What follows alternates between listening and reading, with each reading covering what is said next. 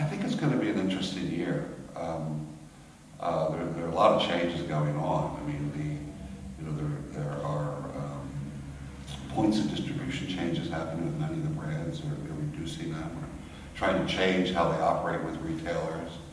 Retailers are trying to tighten up their offer. We're looking at entry-level price points of really wonderful product in brands that didn't exist before, at least to the extent that they're going to have now. So I see 2010 as a very exciting transition year, but I do see it as a transition year.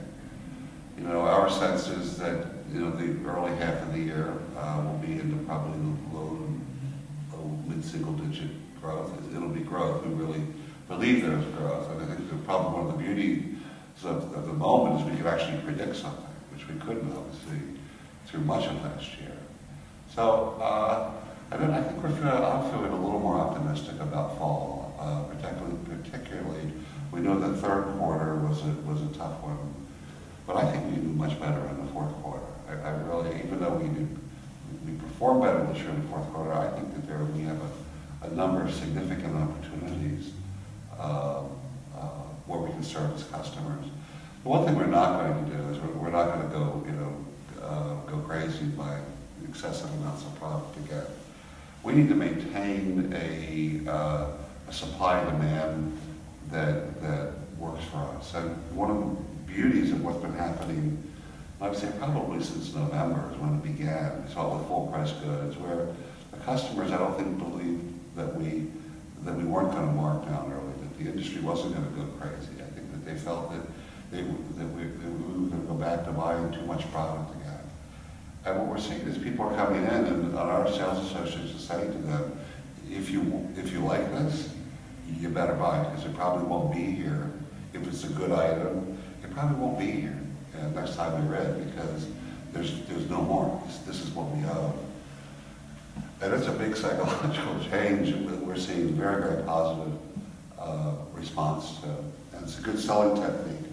So we don't want to get ourselves back into a situation, excuse me, where there's just a preponderance of product at full price and then on the markdown rack. So we're going to be cautious, and we're going to take targeted shots by certain categories of business to try to get ourselves back, moving towards some of our '07 volumes. And but I think the reason I think fall will be better than spring is we simply don't have the inventory ammunition.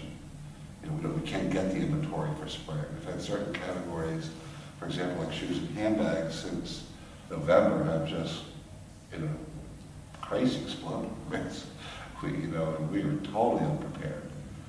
We have some sell-throughs on early spring that, we would be thrilled to have for the entire season. I mean, we're getting them in a very short window. So we just can't get more product to fuel the spring season. So that'll probably harm the upside opportunity. Right? So that's why I feel a little confident about fall. So, we haven't put a final number on it. Quite frankly, we're reevaluating it. I guess it'll be in the mid to high single-digit range, something like that. But again, we're going to do it in a very targeted manner.